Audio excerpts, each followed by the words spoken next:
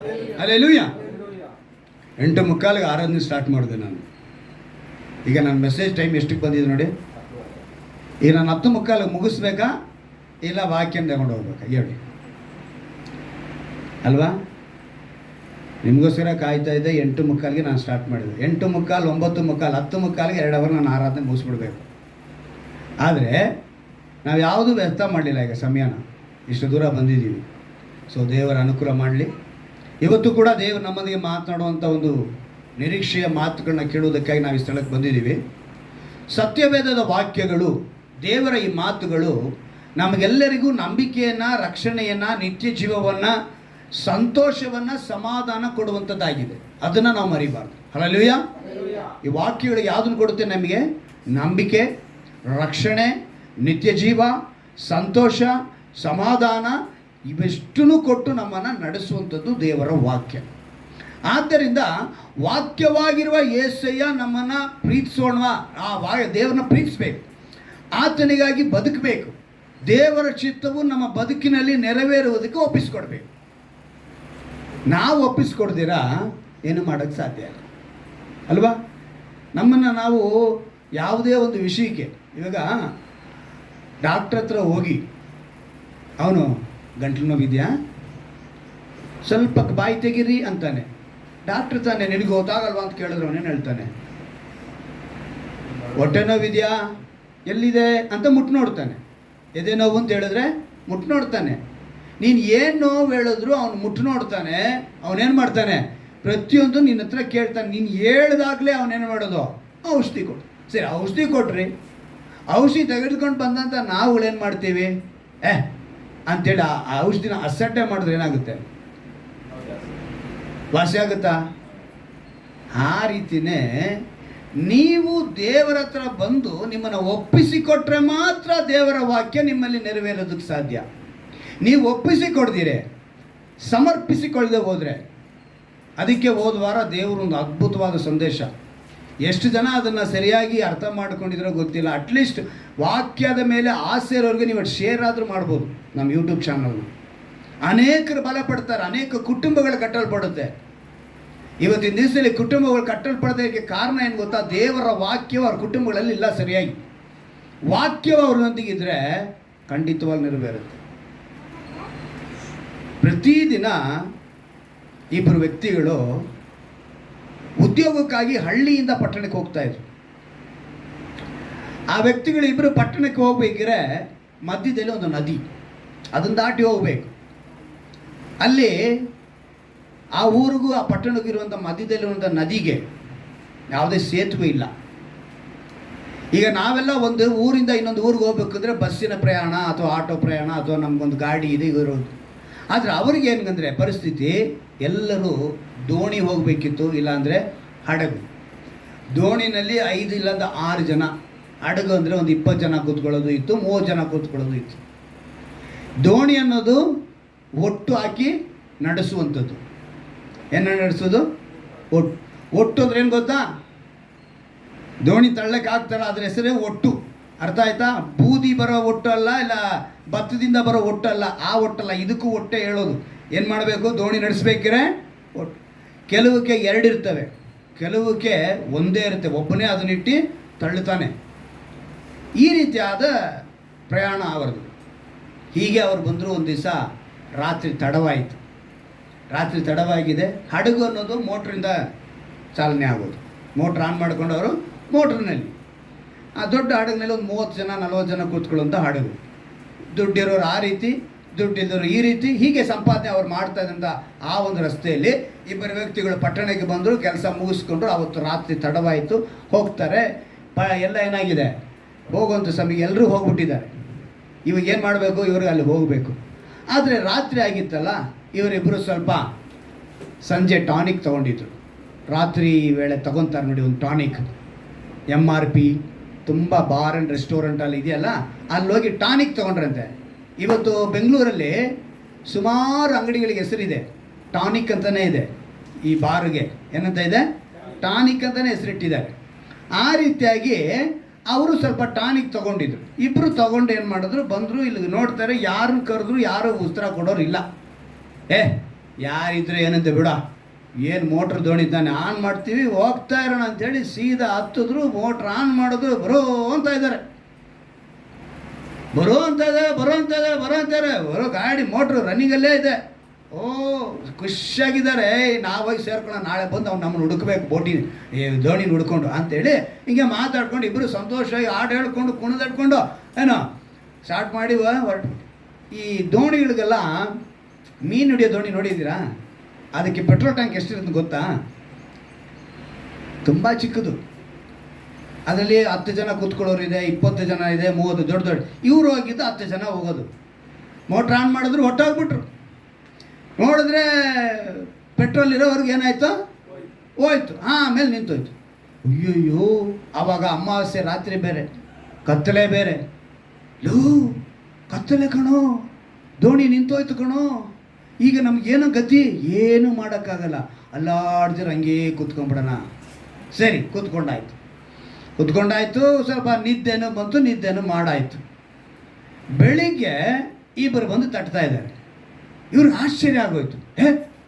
ಯಾರಯ್ಯ ನಮ್ಮನ್ನು ಇಷ್ಟು ಬೇಗ ಬಂದು ಮಧ್ಯ ನದಿನಲ್ಲಿ ಎಬ್ಬರಿಸ್ತಾರೆ ಅಂತ ಹೇಳಿ ನೋಡಿದಾಗ ಕೇಳಿದ್ರಂತೆ, ಏನೋ ಈ ದೋಣಿಯಲ್ಲಿ ಮಲಗಿದ್ರ ಯಾಕೋ ಅಂತೇಳಿ. ಅಣ್ಣ ಹೆಂಗೆ ಬಂದ್ರಿ ನೀವು? ಎಲ್ಲಿಗೋ ಬರಬೇಕು ಅಣ್ಣ, ದೋಣಿ ಮಧ್ಯದಲ್ಲಿ ನಿಂತೋಗಿದೆ ಅಣ್ಣ. ಎಲ್ಲೋ ಮಧ್ಯದಲ್ಲಿ ನಿಂತಿದೆ, ದಡದಲ್ಲೇ ಇದೆಯಲ್ಲೋ. ಯಾಕೆ ಹೇಳಿ? ದೋಣಿನ ಅವ್ರು ಬಿಟ್ಟು ಹೋಗ್ಬೇಕ್ರೆ ಒಂದು ಕಂಬಕ್ಕೆ ಕಟ್ಟಾಕ್ಬಿಟ್ಟು ಹೋಗಿರ್ತಾರೆ. ಇವ್ರು ಏನು ಮಾಡಿದ್ದಾರೆ ಗೊತ್ತಾ? ಆ ಕಟ್ಟಾಗಿರೋ ಗಂಟನ್ನು ಬಿಚ್ಚೇ ಇಲ್ಲ. ಮೋಟ್ರ್ ಆನ್ ಮಾಡಿದ್ದು, ಬರೋ ಅಂತ ಎಕ್ಸಲೇಟರ್ ಕೊಟ್ಟಿದ್ದು, ಅದು ಬಾಡಿಗೆ ರನ್ನಿಂಗ್ ಆಗಿ ನಿಂತಿದ್ದ ಜಾಗದಲ್ಲೇ ದೋಣಿ ನಿಂತಿತ್ತು. ದೋಣಿ ಮಾತ್ರ ಮುಂದಕ್ಕೆ ಹೋಗಿಲ್ಲ. ಕತ್ತಲೆ ಅಂತ ಇರೋದ್ರಿಂದ ಇವ್ರಿಗೇನು ಗೊತ್ತಾಗಲಿಲ್ಲ, ದೋಣಿ ಹೋಗ್ತಾ ಇದೆ ಅನ್ನೋ. ಯಾಕಂದರೆ ಒಳಗಡೆ ಟಾನಿಕ್ ಇತ್ತಲ್ಲ, ಟಾನಿಕ್ ಇರೋದ್ರಿಂದ ಅವ್ರಿಗೇನು ಅಂದರೆ ಆ ಕಟ್ಟಿರೋ ಕಂಬಕ್ಕೆ ಅವ್ರು ಬಿಸದೇ ಇರೋದ್ರಿಂದ ದೋಣಿ ಅಲ್ಲೇ. ಇವತ್ತು ನೀವು ನಾವು ಅದೇ ರೀತಿಯೇ ಯಾವುದಾದ್ರೂ ಒಂದು ವಿಷಯದಲ್ಲಿ ಕಟ್ಟಲ್ಪಟ್ಟಿದ್ದೀವಿ, ಬಿಚ್ಚುತ್ತಾ ಇಲ್ಲ. ಆದರೆ ಆರಾಧನೆಗೆ ಬರ್ತೀವಿ, ದೇವರ ವಾಕ್ಯನ ಕೇಳ್ತೀವಿ. ಆದರೆ ನಮ್ಮೊಳಗೇನಿದೆ, ಪಾಪವೆಂಬುದು ಅದಕ್ಕೆ ಬಹಳ ರೂಪ ಇದೆ. ಎಲ್ಲರೂ ಪಾಪ ಅಂದಿದ ತಕ್ಷಣ ಈ ಎಲೆ ಅಡಿಕೆ ಹಾಕೋದು, ಕಡ್ಡಿಪುಡಿ ಹಾಕೋದು, ದಮ್ ಹೊಡಿಯೋದು, ಇಲ್ಲ ಮದ್ಯಪಾನ ಮಾಡೋದನ್ನು ಇದನ್ನೇ ಹೇಳ್ಕೊತಾರೆ. ಅದೆಲ್ಲ ಬಂದ್ಬಿಟ್ಟು ಸೈಡಲ್ಲಿರೋ ಪಲ್ಯಗಳು, ಉಪ್ಪಿನಕಾಯಿಗಳು ಅಂಥವು ಈ ಪಾಪಗಳೆಲ್ಲ. ಮೇಯ್ನ್ ಡಿಶ್ಶು ನೀನು ಮುದ್ದೆ ತಿಂತೀಯೋ, ಚಪಾತಿ ತಿಂತೀಯೋ, ಅನ್ನ ತಿಂತೀಯೋ, ಆ ಥರ ನಿನ್ನೊಳಗೆ ಹೊಟ್ಟೆ ಕಿಚ್ಚು, ಮತ್ಸರ, ಅಸೂಯೆ, ಇನ್ನೊಬ್ಬರನ್ನ ಕೆಡಿಸುವಂಥ ಗುಣಗಳು, ಇನ್ನೊಬ್ಬರ ಮೇಲೆ ಶಾಪ ಹಾಕುವಂಥ ಗುಣಗಳು, ನಿನ್ನಲ್ಲಿರುವಂಥ ಈ ಗುಣಗಳೇನು ಮಾಡ್ತವೆ? ಮೇಯ್ನ್ ಡಿಶ್ ಅದೇ.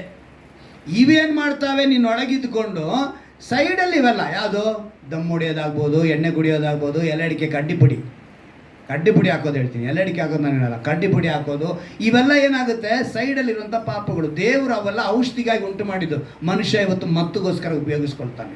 ಈ ಪಾಪದಿಂದ ಕಟ್ಟಲ್ಪಟ್ಟಿರುವಂಥ ನಾವುಗಳು ಅಲ್ಲೇ ಇರ್ತೀವೋ ಹೊರತು ಖಂಡಿತವಾಗಲೂ ದಡ ಮುಟ್ಟಕ್ಕಾಗಲ್ಲ. ಪರಲೋಕವೆಂಬ ದಡ ಮುಟ್ಟೋದಕ್ಕೆ ಸಾಧ್ಯ ಇಲ್ಲ. ಕಾರಣ ನಾವೇಂದ್ರಲ್ಲಿ ಕಟ್ಟಲ್ಪಟ್ಟಿದ್ದೀವಿ?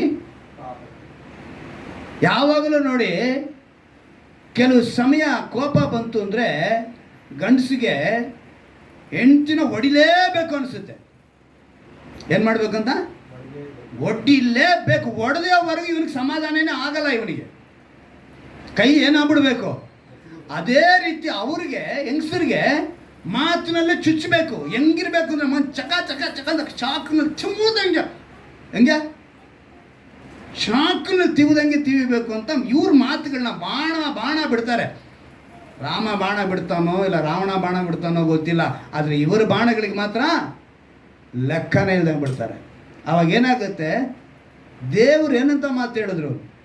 ಪುರುಷನು ತಂದೆ ತಾಯಿನ ಬಿಟ್ಟು ಯಾರನ್ನ ಸೇರಿಕೊಳ್ಳೋನು? ಸ್ತ್ರೀನ. ಕಾರಣ ಏನು? ನೀನು ಅವಳನ್ನ ಪ್ರೀತಿ ಮಾಡಬೇಕು, ಅವಳೊಂದಿಗೆ ಇರಬೇಕು. ಈ ಸಂಬಂಧ ಕೆಡಿಸೋದಕ್ಕೆ ಏನೆಲ್ಲ ಪ್ರಯತ್ನ ಮಾಡಬೇಕು ಅವನು ಮಾಡ್ತಾನೆ. ಇವತ್ತು ನಾವು ದೇವರ ಬಳಿ ಇಲ್ಲದೆ ಇರೋದಕ್ಕೆ ಕಾರಣ ಇಂಥ ಪಾಪಕೃತ್ಯಗಳು.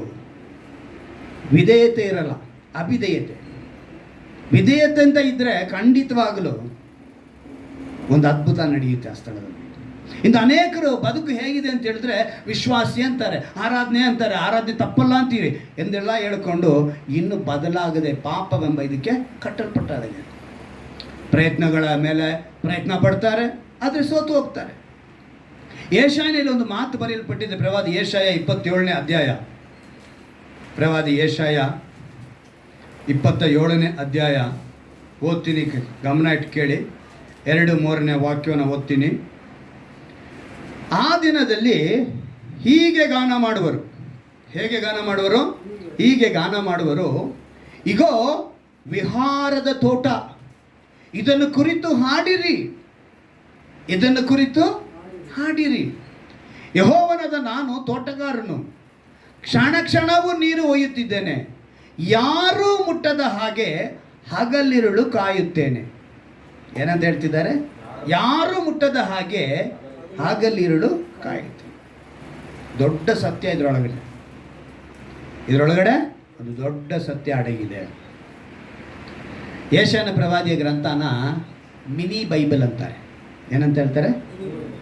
ಒಂದು ಚಿಕ್ಕ ಸತ್ಯವೇದ.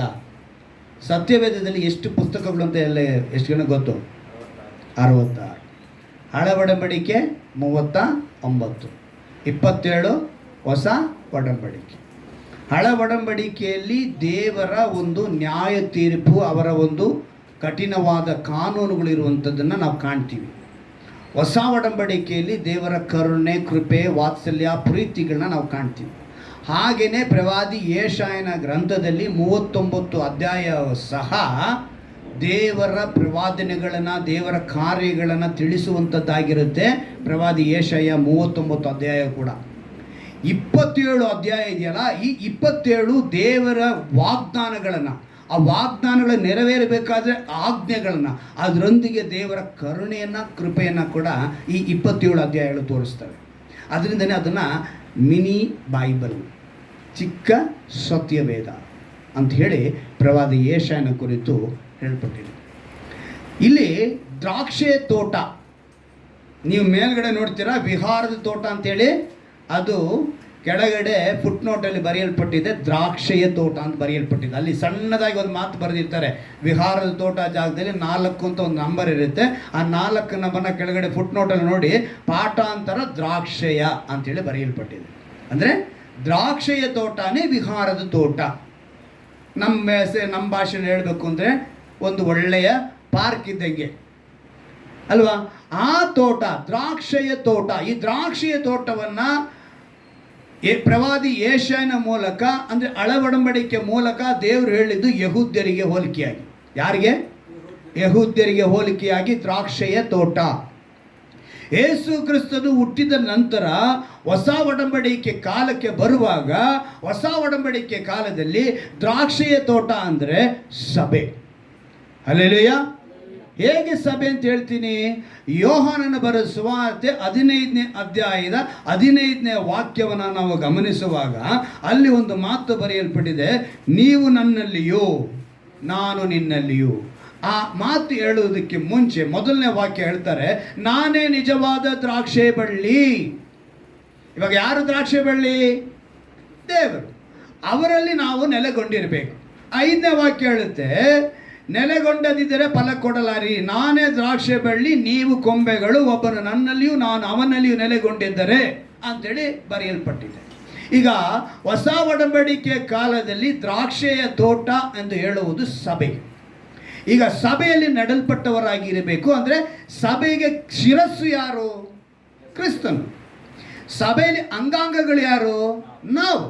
ಶರೀರ, ಶಿರಸ್ಸು ಕ್ರಿಸ್ತನಾಗಿದ್ದಾನೆ. ಸೊ ಸಭೆನ ದೇವರು ದ್ರಾಕ್ಷಿಯ ತೋಟಕ್ಕೆ ಹೋಲಿಸಿದ್ದಾರೆ. ಒಬ್ಬ ಮನುಷ್ಯ ಆ ದೇವರ ತೋಟವಾಗಿ ಅವನು ಇರಬೇಕು, ದೇವರ ಶರೀರವಾಗಿ ಇರಬೇಕು. ಅದಕ್ಕೆ ಶಿರಸ್ಸು, ತೋಟಗಾರನು ದೇವರಾಗಿದ್ದಾನೆ.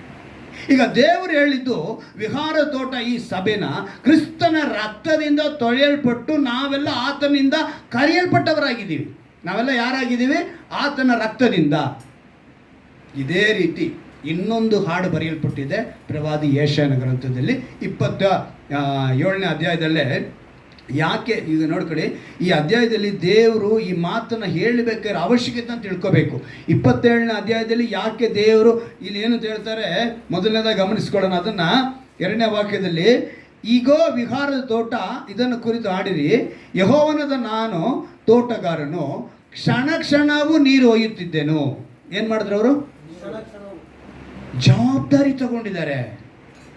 ಅವರು ಆ ತೋಟದಗಾರನಾಗಿ ಕ್ಷಣ ಕ್ಷಣವೂ ಏನು ಮಾಡ್ತಿದ್ದಾರೆ? ಅವರು ನೀರು ಹೊಯ್ತಾ ಇದ್ದಾರೆ. ಎರಡನೇದು ಹೇಳ್ತಾರೆ, ಯಾರೂ ಮುಟ್ಟದ ಹಾಗೆ. ಹಲ್ಲೆಲೂಯ.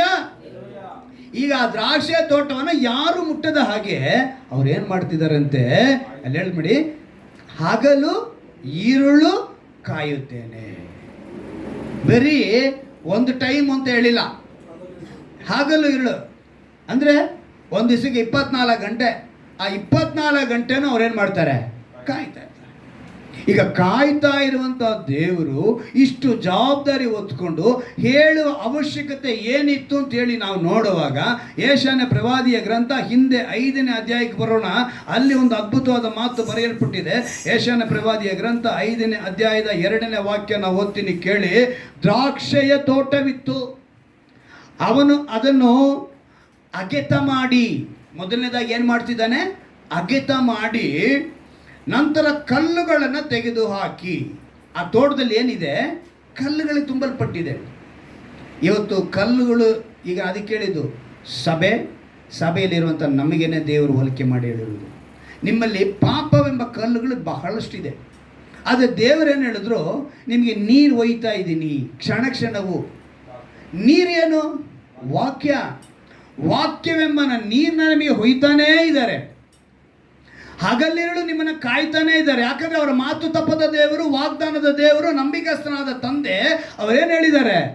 ಯುಗದ ಸಮಾಪ್ತಿಯವರೆಗೂ ನಾನು ನಿಮ್ಮೊಂದಿಗೆ ಇರ್ತೀನಿ. ಮಾತು ಕೊಟ್ಟಿದ್ದಾರಲ್ಲ, ಮಾತು ತಪ್ಪಿದ್ರೆ ಅವರು ದೇವರಾಗಿರೋದಕ್ಕೆ ಸಾಧ್ಯ ಇಲ್ಲ. ಸೊ ನಿನ್ನೊಂದಿಗಿದ್ದಾರೆ, ಆದರೆ ನೀನೇನು ಮಾಡ್ತಾ ಇಲ್ಲ? ಇದು ನನ್ನ ದೇವರು ಅಂತ ಗ್ರಹಿಸ್ತಾ ಇಲ್ಲ. ನೀನೇನು ಅಂದ್ಕೊಂಡಿದ್ಯಾ?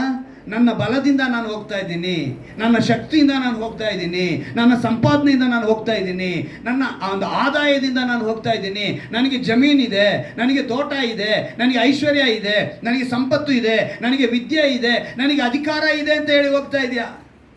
ಇನ್ನು ಕೆಲವರು ಏನು ಮಾಡ್ತಿದ್ದಾರೆ? ನನಗೆ ಅವ್ರಿಗೆ ಗೊತ್ತು, ನನಗೆ ಇವ್ರಿಗೆ ಗೊತ್ತು, ನನಗೆ MLA ಗೊತ್ತು, ನನಗೆ MP ಗೊತ್ತು, ನನಗೆ SP ಗೊತ್ತು, ನನಗೆ ಲಾಯರು ಗೊತ್ತು.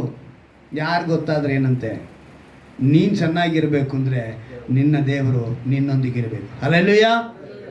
ಆದರೆ ನೀನೇನು ಮಾಡ್ತಾ ಇದೆಯಾ? ಕ್ಷಣ ಕ್ಷಣವೂ ನೀರು ಒಯ್ತಿದ್ದ ದೇವರನ್ನು ನಿರ್ಲಕ್ಷ್ಯ, ಹಗಲಿರುಳು ಕಾಯುವಂಥ ದೇವರನ್ನು ನಿರ್ಲಕ್ಷ್ಯ, ಅಸಡ್ಡೆ. ಆದರೆ ಈ 5ನೇ ತೋಟದಲ್ಲಿ ಏನಕ್ಕೆ ಅವರು ಮತ್ತೆ ಬಂದು ನಮ್ಮ ಹತ್ರ ನಾನು ಕಾಯ್ತೀನಿ ಅಂತ ಹೇಳೋಕ್ಕೆ ಬಂದರು, ಆ ಜವಾಬ್ದಾರಿ ನಾವು ಹೊತ್ಕೊಂಡ್ರು ಅಂತ ಹೇಳಿದ್ರೆ, ಮೊದಲು ನಾವೇನಾಗಿದ್ವಿ ಅಂತೇಳಿ ಇಲ್ಲಿ ಬರೆಯಲ್ಪಟ್ಟಿದೆ ನೋಡಿ. ದ್ರಾಕ್ಷೆಯ ತೋಟವಿತ್ತು, 5ನೇ ಅಧ್ಯಾಯ 2ನೇ ವಾಕ್ಯ, ಯೆಶಾಯ. ಅವನು ಅದನ್ನು ಅಗೆತ ಮಾಡಿ ಕಲ್ಲುಗಳನ್ನು ತೆಗೆದು ಹಾಕಿ ಒಳ್ಳೊಳ್ಳೆಯ ದ್ರಾಕ್ಷಿಯ ಸಸಿಗಳನ್ನು ನೆಟ್ಟು. ಯಾವುದ್ರ ನೆಟ್ಟಿದವರು? ಒಳ್ಳೊಳ್ಳೆದನ್ನೇ, ಆತ್ಮಿಕ ಫಲಗಳಾಗಿರುವಂಥ 9 ಫಲಗಳ ಸಮೇತ ನಿಮ್ಮನ್ನು ನೆಡ್ತಾ ಇದ್ದಾರೆ ಸಭೆಯಲ್ಲಿ. ನೀವು ನೆಡಲ್ಪಟ್ಟವರಾಗಿ ಏನಂತ ಹೇಳ್ತಿದ್ದಾರೆ ನೋಡಿ, ನೆಟ್ಟು ಮಧ್ಯದಲ್ಲಿ ಬುರುಜನ್ನು ಕಟ್ಟಿ ದ್ರಾಕ್ಷೆಯ ತೊಟ್ಟಿಯನ್ನು ಕೊರೆಯಿಸಿ. ಏನಂತೆ? ದ್ರಾಕ್ಷೆಯ ತೊಟ್ಟಿ. ಅದಕ್ಕೇನೆ ಇಂಗ್ಲೀಷ್ನಲ್ಲಿ ಯಾವಾಗಲೂ ನೆನಪಿಡಬೇಕು, ವೈನ್ ಅಂದಿದ ತಕ್ಷಣ WINE, ಈ ವೈನ್ ಕೊಟ್ಟೋಗ್ತಾರೆ. ಅಲ್ಲ, ಇಂಗ್ಲೀಷ್ನಲ್ಲಿ ವಿನ್ಯಾರ್ಡ್ ಅಂತ ಬರೆಯಲ್ಪಟ್ಟಿದೆ, VINYARD, ವಿನ್ಯಾರ್ಡ್ ಅಂದರೆ ದ್ರಾಕ್ಷೆಯ ತೋಟ. ಇದನ್ನೇ ನಾವು ಉಪಯೋಗಿಸ್ಕೋಬೇಕು, ಇದನ್ನೇ ದೇವ್ರು ಹೇಳಿರೋದು. ಆದರೆ ಇವತ್ತು ಮನುಷ್ಯ ಈ ಒಂದು ಬದಲಾವಣೆ, ಕೆಲವುದರಲ್ಲಿ W ಅಂತಲೇ ಬರೆದುಬಿಟ್ಟಿದ್ದಾರೆ, ಅದು ಟ್ರಾನ್ಸ್ಲೇಷನ್ ಮಿಸ್ಟೇಕ್ಗಳು ಆಯ್ತಾ. ಈ ಸತ್ಯವೇದ ಟ್ರಾನ್ಸ್ಲೇಷನ್ ಆಗೋದಕ್ಕೆ ಬಹಳ ಜನ ರಕ್ತ ಸುರಿಸಿದ್ದಾರೆ. ಆದರೆ ಅದನ್ನು ತರ್ಜುಮೆ ಮಾಡುವಾಗ ಕೆಲವು ಭಾಷೆಗಳಲ್ಲಿ ಕೆಲವು ಪದಗಳ ಅರ್ಥಗಳು ಬದಲಾಗ್ತಾ ಇದೆ. ಆದರೆ ಒರಿಜಿನಲ್ ಪ್ರಕಾರ ಈ ದ್ರಾಕ್ಷಿಯ ತೋಟ, ಈ ದ್ರಾಕ್ಷಿಯ ತೋಟದಲ್ಲಿ ಅವರು ಕಲ್ಲುಗಳನ್ನ ತೆಗೆದುಹಾಕಿ ಒಳ್ಳೊಳ್ಳೆ ಸಸಿಗಳನ್ನ ನೆಟ್ಟು ಮಧ್ಯದಲ್ಲಿ ಒಂದು ಬುರುಜನ ಕಟ್ಟಿಸಿ, ಅಂದರೆ ದ್ರಾಕ್ಷಿಯನ್ನು ತುಳಿದ್ರೇ ರಸ ಹೊರಗೆ ಬರೋದು. ಆವಾಗೆಲ್ಲ ಒಂದು ದೊಡ್ಡ ತೊಟ್ಟಿ ಕಟ್ಬಿಟ್ಟು ಕಾಲುಗಳಿಂದನೇ ತುಳಿಬೇಕು. ತುಳಿದು ಏನು ಮಾಡಬೇಕು? ಆ ರಸನ ತೆಗಿಬೇಕಿತ್ತು. ಆ ರೀತಿ ಕಟ್ಟಿ ತೊಟ್ಟಿಯನ್ನು ಕೊರೆಯಿಸಿ ಮಾಡಿಕೊಂಡು ತೋಟವು ಒಳ್ಳೆಯ ದ್ರಾಕ್ಷ ಹಣ್ಣನ್ನು ಕೊಡುವುದೆಂದು ಎದುರು ನೋಡುತ್ತಿರಲು ನಿನಗೆ ವಾಕ್ಯವೆಂಬ ನೀರನ್ನು ಒಯ್ದು ನಿನ್ನ ಸಭೆಯಲ್ಲಿ ಕುಂಡ್ರಿಸಿ ನಿನ್ನಿಂದ ಒಳ್ಳೆ ಫಲ ಬರುತ್ತೆ ಅಂತೇಳಿ ದೇವರು ನೋಡ್ತಾ ಇದ್ರೆ, ಇಲ್ಲೇನು ನಡೀತಂತೆ ನೋಡಿ. ಮಾಡಿಕೊಂಡು ತೋಟವು ಒಳ್ಳೆಯ ದ್ರಾಕ್ಷಿ ಹಣ್ಣನ್ನು ಕೊಡುವುದೆಂದು ಎದುರು ನೋಡುತ್ತಿರಲು ಅದು ಹೊಲಸು ಹಣ್ಣನ್ನು ಬಿಟ್ಟಿತು. ಏನು ಹಣ್ಣು ಬಿಟ್ಟಿತಂತೆ? ಹೊಲಸು ಹಣ್ಣು ಪ್ರಯೋಜನಕ್ಕಾಗುತ್ತಾ? ನೀನು ಆತ್ಮಿಕ ಫಲ ಕೊಡಬೇಕು ಅಂತೇಳಿ ನಿನಗೆ ವಾಕ್ಯವೆಂಬ ನೀರನ್ನು ಒಯ್ದು ವಾಕ್ಯವೆಂಬ ಬೀಜವನ್ನು ಬಿತ್ತಿ ಒಳ್ಳೆಯ ಸ್ಥಳದಲ್ಲಿ ನಿನ್ನ ನೆಟ್ಟು ನಿನಗೆ ಒಂದು ದ್ರಾಕ್ಷಿ ಆಲೆ ಮನೆ ಥರ ನಿನಗೆ ಒಂದು ತೊಟ್ಟಿನ ಕೊರೆಸಿ ನಿನ್ನ ಇಟ್ಟಿದ್ರೆ ನೀನೇನಾಗಿದೆಯಾ? ಕಾರಣ ಏನು? ನೀನು ದೇವರಿಗೆ ಸ್ಥಾನ ಕೊಡ್ತೀರಾ, ನೀನು ಸೈತಾನನಿಗೆ ಸ್ಥಳ ಕೊಡ್ತಾ ಇದೆಯಾ? ದೀಕ್ಷಾ ಸ್ನಾನ ತೆಗೆದಿದ ತಕ್ಷಣ ಪವಿತ್ರಾತ್ಮನು ನಿಮ್ಮೊಳಗೆ ವಾಸ ಮಾಡ್ತಾನೆ, ಇದನ್ನು ಮರಿಬೇಡಿ. ಆದರೆ ನಾವೇನು ಮಾಡ್ತಾ ಇದ್ದೀವಿ? ಪವಿತ್ರಾತ್ಮನನ್ನು ನಂದಿಸ್ತಾ ಇದ್ದೀವಿ, ದುಃಖ ಪಡಿಸ್ತಾ ಇದ್ದೀವಿ. ನಮ್ಮೊಳಗಡೆ ಬಿಳಿ ನಾಯಿ ಕರಿ ನಾಯಿ ಎರಡಿರ್ತವೆ. ಏನು ನಾಯಿ? ಬಿಳಿ ನಾಯಿಗೆ ಊಟನೇ ಕೊಡಲ್ಲ ನೀವು, ಕರಿ ನಾಯಿಗೆ ಮಾತ್ರ ಊಟ ಕೊಡ್ತಾ ಇದ್ದೀರಾ. ಕರಿ ನಾಯಿ ಸೈತಾನ, ಅರ್ಥ ಆಯ್ತಾ? ನೀವು ಯಾವುದಕ್ಕೆ ನೀವು ಊಟ ಹಾಕ್ತಾ ಇದ್ದೀರಾ ಯೋಚನೆ ಮಾಡಿ. ನೀವು ಒಳ್ಳೆಯದನ್ನು ಬೆಳೆಸ್ತಾ ಇಲ್ಲ, ಕೆಟ್ಟದನ್ನು ಒಳಗಡೆ ಬೆಳೆಸ್ತಾ ಇದ್ದೀರಾ. ಇದರ ಫಲ ಹೊಲಸು ಹಣ್ಣು. ಕಾರಣ ನಿಮ್ಮೊಳಗೆ ದೇವರ ವಾಕ್ಯ ವಾಸ ಮಾಡಿದ ನಿಮಿತ್ತ ಪ್ರತಿಯೊಂದು ಸಣ್ಣ ವಿಷಯಕ್ಕೆ ಒಂದು ಹೇಳ್ತೀನಿ ತಿಳ್ಕೊಳ್ಳಿ. ಒಬ್ಬ ಸ್ತ್ರೀ ಬಂದ್ಬಿಟ್ಟು ಪುರುಷನನ್ನು ಎಲ್ಲ ವಿಷಯದಲ್ಲೂ ಬಿಟ್ಟುಕೊಡ್ತಾಳೆ, ಹಂಚ್ಕೊಳ್ಳೋದು ಮಾತ್ರ ಮಾಡಲ್ಲ. ಇನ್ನೊಬ್ಬಳಿಗೆ ಹಂಚ್ಕೊಳ್ಳೋ ವಿಷಯದಲ್ಲಿ ಸ್ತ್ರೀ ಒಪ್ಕೊಂಡು, ಹಾಗೆ ಪುರುಷನು ಸಹ ತನ್ನ ಪತ್ನಿನ ಅವನು ಎಲ್ಲ ವಿಷಯದಲ್ಲಿ ಸಪೋರ್ಟ್ ಮಾಡ್ತಾನೆ, ಹಂಚ್ಕೊಳ್ಳೋಕೆ ಮಾತ್ರ ಬಿಡಲ್ಲ. ಅಂಥ ಸಂಬಂಧನೇ ದೇವರು ನಮ್ಮ ಹತ್ರ ವಹಿಸೋದು. ಅವರು ತನ್ನ ಸ್ವರಕ್ತದಿಂದ ನಮ್ಮನ್ನು ಕ್ರಯಕ್ಕೆ ತೆಗೆದುಕೊಂಡಿದ್ದಾರೆ, ನಮ್ಮನ್ನು ಅವರು ಬಿಟ್ಕೊಡಲ್ಲ. ನೀನು ವ್ಯಭಿಚಾರದ ಕೆಲಸ ಮಾಡೋದಕ್ಕೆ ನಿನ್ನನ್ನು ಬಿಟ್ಕೊಡಲ್ಲ. ನೀನು ಪತಿವ್ರತೆಯಾಗೇ ಇರಬೇಕು, ಮೊದಲಗಿತ್ತಿಯಾಗೇ ಇರಬೇಕು, ಪವಿತ್ರವಾಗೇ ಇರಬೇಕು, ಪರಿಶುದ್ಧವಾಗೇ ಇರಬೇಕು. ನಾನು ಹಂಗೂ ಇರ್ತೀನಿ ಹಿಂಗೂ ಇರ್ತೀನಿ ಅಂತ ಹೇಳಿದ್ರೆ ದೇವರು ಒಪ್ಪಲ್ಲ.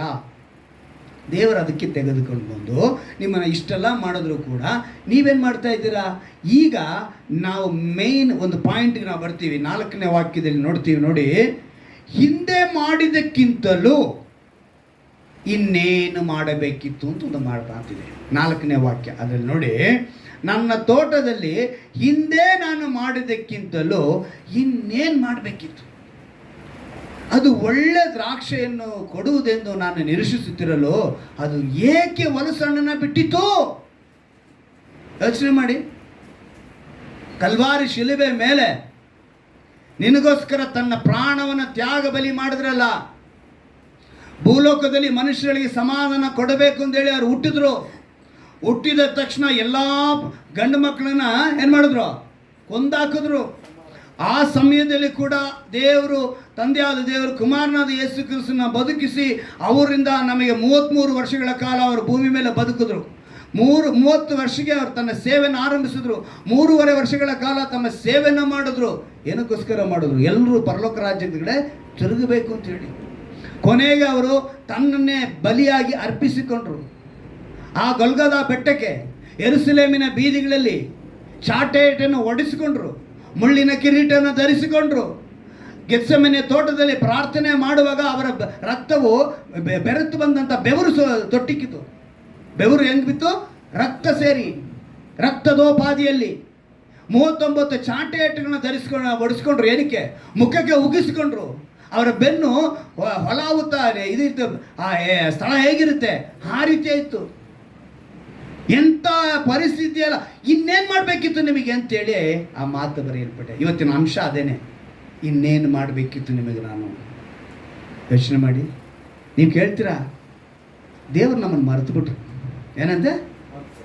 ಅದಕ್ಕೆ ಈ ತಿಂಗಳು ವಾಗ್ದಾನ ಕೊಟ್ಟಿದ್ದವರು. ಅವ್ರು ಸುಮ್ಮನೆ ಕೊಡಲಿಲ್ಲ ವಾಗ್ದಾನ. ಯೆರೂಸಲೇಮ್ ಏನಂತ ಹೇಳ್ತಾ ಇದ್ದಂತೆ? ದೇವ್ರು ನನ್ನನ್ನು ಮರೆತಿದ್ದಾರೆ. ಚೀಯೋನ್ ನಗರಿ ಆದರೂ ದೇವ್ರು ನನ್ನ ಕೈ ಬಿಟ್ಟಿದ್ದಾನಲ್ಲ ಅಂತ ಹೇಳಿದಂತೆ. ಆಗ ದೇವ್ರು ಹೇಳ್ತಾರೆ ಏನಂತ? ಈಗೋ ನನ್ನ ಅಂಗೈಯಲ್ಲಿ ನಿನ್ನನ್ನು ಚಿತ್ರಿಸಿದ್ದೇನೆ, ನಿನ್ನ ಪೌಳಿ ಗೋಡೆಗಳು ಸದಾ ನನ್ನ ಕಣ್ಣೆದುರು, ನನ್ನ ಮುಂದೆ ಇದೆ, ನಾನು ಮರಿತಿಲ್ಲ. ಆದರೆ ನಾನು ನೀರು ಒಯ್ದೆ, ನಿಮಗೋಸ್ಕರ ಎಷ್ಟೋ ಬಾಧೆಗಳನ್ನು ಅನುಭವಿಸಿದೆ, ಇದಕ್ಕಿಂತ ಇನ್ನೇನು ಮಾಡಬೇಕಿದು ಅಂತೇಳಿ ನಿಮ್ಮ ಒಬ್ಬೊಬ್ಬರನ್ನು ದೇವರು ಕೇಳ್ತಾರೆ. ಈ ಭೂಮಿ ಮೇಲೆ ನಾನು ಎದೆ ತಟ್ಟಿ ಹೇಳ್ತೀನಿ, ಮನುಷ್ಯನಿಗೋಸ್ಕರ ಜೀವ ಕೊಟ್ಟಂಥ ದೇವರು ಈ ಲೋಕದಲ್ಲಿ ಯಾರೂ ಇಲ್ಲ. ಹಲ್ಲೆಲೂಯಾ. ಜೀವ ಕೊಟ್ಟಂಥ ದೇವರು, ಏಕೈಕ ದೇವರು ನಾವು ಆರಾಧಿಸುವ ಯೇಸು ಕ್ರಿಸ್ತನು. ಅವ್ರನ್ನ ಬಿಟ್ಟರೆ ಇನ್ಯಾರು ಮನುಷ್ಯನ ಪಾಪವನ್ನು ತೊಳೆಯುವುದಕ್ಕೆ? ಇವತ್ತು ಮನುಷ್ಯನ ಪಾಪ ತೊಳಿಬೇಕು ಅಂತೇಳಿ ಬಹಳ ರೂಪದಲ್ಲಿ, ಬಹಳ ವಿಧದಲ್ಲಿ ಏನೇನೋ ಪ್ರಯತ್ನಗಳು ಮಾಡ್ತಾ ಇದ್ದಾನೆ, ತನ್ನ ಪಾಪವನ್ನು ತೊಲಗಬೇಕು. ಈಗ ನಾವು ಬರ್ತಾ ದಾರಿಯಲ್ಲಿ ಎಲ್ಲ ಊರುಗಳಲ್ಲಿ ಒಂದು ಜಾತ್ರೆ ನಡೀತಾ ಇದೆ. ಏನೋ ಬಂಡಿಗೆ ಜಾತ್ರೆಗೇನೋ ಏನಕ್ಕೆ? ಅವರವ್ರ ಕುಟುಂಬ, ಅವ್ರವ್ರ ಮನೆತವರು ಬ್ಯಾನರ್ಗಳು ಹಾಕ್ಕೊಂಡು ಎಲ್ಲರೂ ಕಡಿದು ಒಳ್ಳೆ ಬಾಡು ಊಟಗಳು ಮಾಡ್ತಾರೆ. ಏನಕ್ಕೆ ಮಾಡ್ಕೊತಾರೆ? ಅವರವ್ರ ಕುಟುಂಬ ರಕ್ಷಿಸಲ್ಪಡಬೇಕು, ಪರಿಶುದ್ಧ ಅಂದರೆ ನಮ್ಮ ಭಾಷೆಯಲ್ಲಿ ಹೇಳ್ಕೊತಾ ಇದ್ದೀನಿ. ಅವರೆಲ್ಲ ಏನಾಗಬೇಕು? ದೇವ್ರ ಪಾದಕ್ಕೆ ಸೇರಬೇಕು. ನಾವು ಮಾಡೋದಲ್ಲ ದೇವ್ರಿಗೆ ಇಷ್ಟವಾಗಿರಬೇಕು, ನಮಗೆ ಆಶೀರ್ವಾದ ಬರಬೇಕು, ಅಭಿವೃದ್ಧಿ ಬರಬೇಕು ಅಂತೇಳಿ ಆ ಕಾರ್ಯ ಮಾಡ್ತಾರೆ. ಯೋಬನ ಕಾಲದಲ್ಲಿ ಒಂದು ನಡೀತು. ತನ್ನ ಮಕ್ಕಳು ತಪ್ಪು ಮಾಡಿರ್ತಾರೆ ಅಂತೇಳಿ ಬೆಳಿಗ್ಗೆ ಇವನೇನು ಮಾಡ್ತಿದ್ದಂತೆ, ಯೋಬನು ತನ್ನ ಮಕ್ಕಳು ಏನಾದ್ರು ತಪ್ಪು ಮಾಡಿರ್ತಾರೆ ಅಂತೇಳಿ ಹೋಮ ಮಾಡ್ತಿದ್ದ.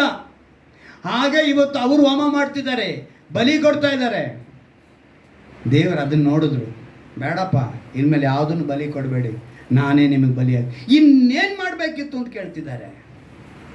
ದ್ರಾಕ್ಷೆ ತೋಟವಾಗಿ ಒಳ್ಳೆ ಹಣ್ಣನ್ನು ಕೊಡಬೇಕಾಗಿರುವಂಥ ನಾವುಗಳು ನಾವೇನು ಮಾಡ್ತಾ ಇದ್ದೀವಿ? ಹೊಲಸು ಹಣ್ಣನ್ನು ಬಿಡ್ತಾ ಇದ್ದೀವಿ. ದನದ ಕೊಟ್ಟಿಗೆಯಲ್ಲಿ ಜನಿಸಿದ ನಾವು ಮರಿತಾ ಇದ್ದೀವಿ. ನಮಗೋಸ್ಕರ ಚಾಟ ಇಟ್ಟು ತಿಂದಿದ್ದ ನಾವು ಮರಿತಾ ಇದ್ದೀವಿ. ನಮಗೋಸ್ಕರ ಬರ್ಜಿಂದ ತಿವಿಯಲ್ಪಟ್ಟಿದ್ದ ನಾವು ಮರಿತಾ ಇದ್ದೀವಿ.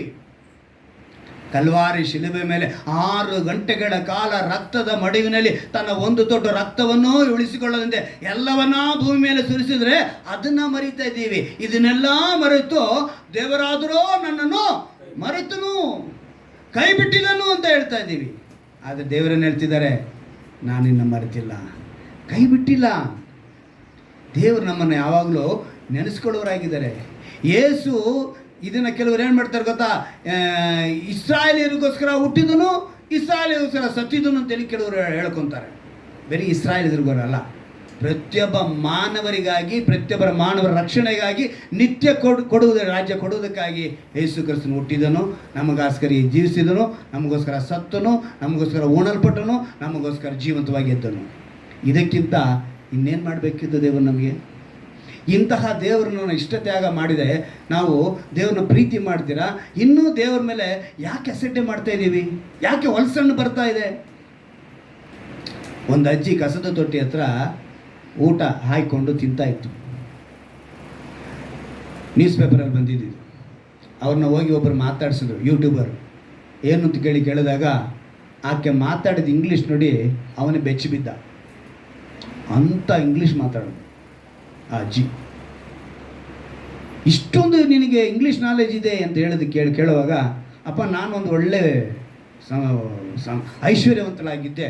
ನಾನು 3 ಜನ ಮಕ್ಕಳು, ಡಾಕ್ಟ್ರ್ ಒಬ್ಬ ಇಂಜಿನಿಯರ್, ಇನ್ನೊಬ್ಬ ಸಾಫ್ಟ್ವೇರ್ ಇಂಜಿನಿಯರು. ಆದರೆ 3 ಪೈಪೋಟಿ, ನೀನಿಟ್ಕೊ ಅಂತ. ಕೊನೆಗೆ ಯಾರು ಇಟ್ಕೊಳ್ದೆ ನನ್ನ ಬೀದಿಗೆ ಬಿಟ್ಬಿಟ್ರು. ನಾನು ಇವತ್ತಿಂಥ ಪರಿಸ್ಥಿತಿಯಲ್ಲಿ ನಾನು ಅವ್ರು ಏನು ಮಾಡಿಲ್ಲಪ್ಪ, ಎಲ್ಲ ಮಾಡಿದೆ, ಆದರೆ ಅವರು ನನಗೇನು ಮಾಡಲಿಲ್ಲ. ದೇವರು ಇವತ್ತು ಅದೇ ಮಾತನ್ನು ನಿನ್ನನ್ನು ಕೇಳ್ತಾರೆ. ಏನು ಮಾಡಿಲ್ಲ ನಿನಗವರು, ಆದರೆ ನೀನೇನು ಹೇಳ್ತಾ ಇದೆಯಾ? ನನಗಿನ್ನೂ ಸಮಾಧಾನ ಇಲ್ಲ, ನನಗಿನ್ನೂ ಅಭಿವೃದ್ಧಿ ಇಲ್ಲ, ನನಗಿನ್ನೂ ಆಶೀರ್ವಾದ ಇಲ್ಲ. ಅರೆ ನೀನು ಎಂಥ ಬದುಕಿನಲ್ಲಿ ಬದುಕ್ತಾ ಇದ್ದೆ, ನಿನ್ನ ಬದುಕನ್ನು ಬದಲಾಯಿಸಿ ತಿದ್ದಿ ನಿನ್ನ ಈ ಒಂದು ಮಟ್ಟಿಗೆ ತಗೊಂಡು ಬಂದಿದ್ದಾರೆ ಅಂತ ಹೇಳಿದ್ರೆ ಅವರು ಇದಕ್ಕಿಂತ ಇನ್ನೇನು ಮಾಡಬೇಕಿತ್ತು? ಒಂದಾನೊಂದು ಕಾಲದಲ್ಲಿ ನನ್ನ ಒಂದು ಪರಿಸ್ಥಿತಿ ಹೇಳ್ತೀನಿ ಕೇಳಿ. ನಾನು ಪ್ರೀತಿ ಮಾಡಿ ಮದುವೆ ಆಗಿದ್ದು. ಪ್ರೀತಿ ಮಾಡಿ ಮದುವೆ ಆಗೋದಕ್ಕೆ ಮುಂಚೆನೇ ಇನ್ನೊಂದು ಸ್ತ್ರೀ ಸಂಪರ್ಕ ಆಗೋಯ್ತು. ಇದೆಲ್ಲ ಸಾಕ್ಷಿಗೋಸ್ಕರ ನಿಮಗೆಲ್ಲ ಗೊತ್ತಾಗಬೇಕು ಅಂತ ಹೇಳ್ತೀನಿ. ಚೌಡಮ್ಮ ಅನ್ನೋ ಒಂದು ಸ್ತ್ರೀ ಮೂಲಕ. ಆಗ ಆಕೆ ಜೊತೆ ಮದುವೆನೇ ಆಗೋಯ್ತು. ಬಾಸಿಂಗ ಕಟ್ಟಿ ಪಂಚೆ ಎಲ್ಲ ಹುಟ್ಟಿ ದೇವಸ್ಥಾನದಲ್ಲಿ ಮದುವೆ ಆಗೋಯ್ತು ನನಗೆ. ಫೋಟೋ ಸಮೇತ ಬಂದು ನಮ್ಮಲ್ಲಿ ಹೇಳಿದ್ರು. ಆಗ ನಮ್ಮನೆಯವರು ನನ್ನ ಪ್ರೀತಿ ಮಾಡ್ತಾ ಇರುವಂಥ ಕಾಲ. ಹೀಗೇರೆ ಆಮೇಲೆ ಕೇಳಿ ನೋಡಿ, ಚೌಡಮ್ಮ ಅಂತ ಹೆಸರು. ಇಷ್ಟಕ್ಕೂ ಗಂಡ ಬಿಟ್ಟಿರೋಳು. ಆಕೆ ಮೂಲಕ ನನಗಂಥ ಪರಿಸ್ಥಿತಿ ಬರೋದಕ್ಕೆ ಕಾರಣ ಏನು? ನನ್ನ ಯವನ ಪ್ರಾಯದಲ್ಲಿ ನಾನು ಪಾಪದಲ್ಲಿ ಬಿದ್ದೋಗಿದ್ದೆ. ಕ್ರೈಸ್ತನಾಗಿದ್ದರೂ ದೇವರ ಮಗನಾಗಿ ಇರಲಿಲ್ಲ.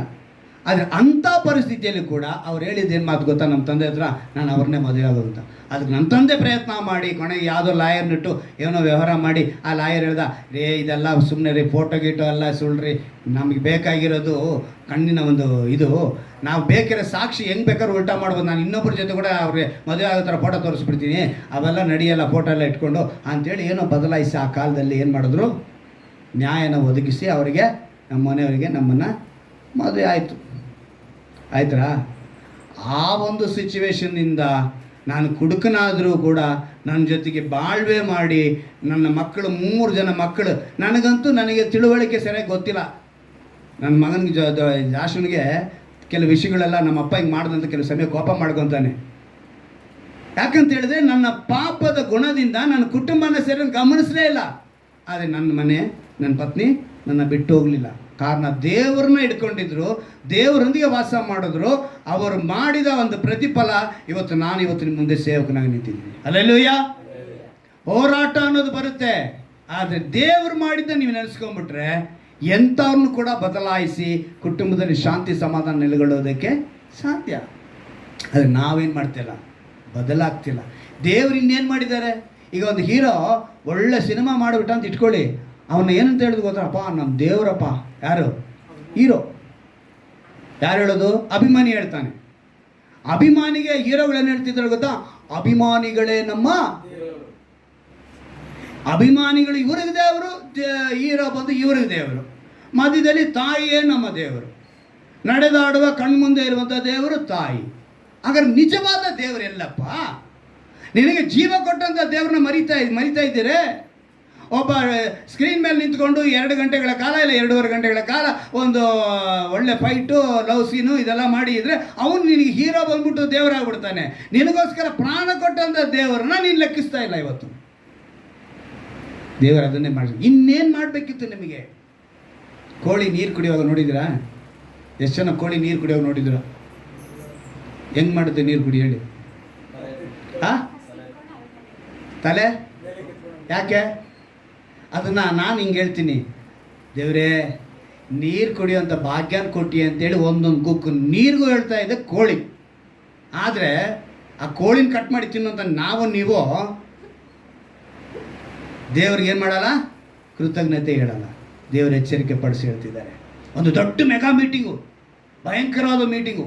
ಆ ಮೆಗಾ ಮೀಟಿಂಗ್ ಅಂತ ಹೇಳಿದ್ರೆ 30,000 ಜನ ಕೂಡುವಂಥ ಒಂದು ಮೀಟಿಂಗ್. ಅದು ಎಲ್ಲ ರೆಡಿ ಆಗ್ತಾ ಇದೆ. ಪಾಸ್ಟರ್ ತುಂಬ ಕಷ್ಟಪಟ್ಟು ಈ ಮೀಟಿಂಗ್ನ ನಡೆಸಬೇಕು ಅಂತೇಳಿ ದೊಡ್ಡ ಕೊಯರ್ ಗ್ರೂಪ್ ಎಲ್ಲ ಅರೇಂಜ್ ಮಾಡಿ ಎಲ್ಲ ಮ್ಯೂಸಿಕ್ ಇದು ಅದೆಲ್ಲ ಅರೇಂಜ್ ಮಾಡ್ತಾ ಇದ್ದಾರೆ. ಇನ್ನೇನು ನಾಳೆ ಬೆಳಿಗ್ಗೆ ಕೊಯರ್ ಮೀಟಿಂಗ್ ಸ್ಟಾರ್ಟ್ ಆಗಬೇಕು. ರಾತ್ರಿದೆಲ್ಲ ತಯಾರಿ ಮಾಡ್ತಿದ್ದಾರೆ. ಪಾಸ್ಟರ್ ಹಾರ್ಟ್ ಅಟ್ಯಾಕ್ ಬಂದು ಸತ್ತೋದು. ಏನು ಮಾಡೋದು? ಮೀಟಿಂಗ್ ನಾಳೆ, ಎಲ್ಲರೂ ಬರ್ತಾರೆ, ಏನು ಮಾಡೋದು? ಆ ಕುಟುಂಬದವ್ರು ಏನು ಮಾಡಿದ್ರು? ಅವ್ರನ್ನ ಸೈಡ್ಗಿಟ್ರು. ಈ ಮೀಟಿಂಗ್ನ ನಾವು ಮಾತ್ರ ನಿಲ್ಲಿಸಲೇಬಾರ್ದು ಅಂಥೇಳಿ ಮಿಕ್ಕಿದವರೆಲ್ಲ ಸೇರಿ ಮೀಟಿಂಗ್ ಸ್ಟಾರ್ಟ್ ಆಗೋಯ್ತು. ಒಂದು ಒಳ್ಳೆ ವಾದ್ಯದೊಂದಿಗೆ, ಒಳ್ಳೆ ಇದು ಹೊರದೇಶದಲ್ಲಿ ನಡೆದಂಥದ್ದು.